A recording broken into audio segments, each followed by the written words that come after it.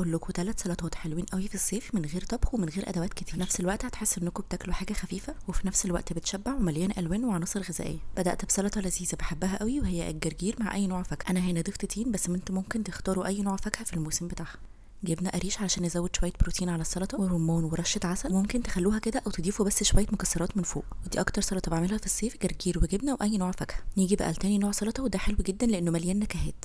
اي نوع خس بتحبوه. انا هنا جبته متنشف وجاهز من جرين هاوس، وكان معايا فجل وكرنب احمر فمحتاجتش اقطع اي خضار. وكور الجبنه دي لذيذه قوي، من وقت ما اتعلمتها ما بطلتش احطها في اي سلطه في الصيف. بحس ان الجبنه دايما بيحتاج معاها طماطم، فزودوا طماطم زي ما انتوا عايزين ورمان، وممكن تحطوا دريسنج من فوق. استخدمت برضو دريسنج جاهز من جرين هاوس وما خدش وقت خالص. هكتب لكم طريقه الجبنه بالسماق وحبه البركه تحت الفيديو.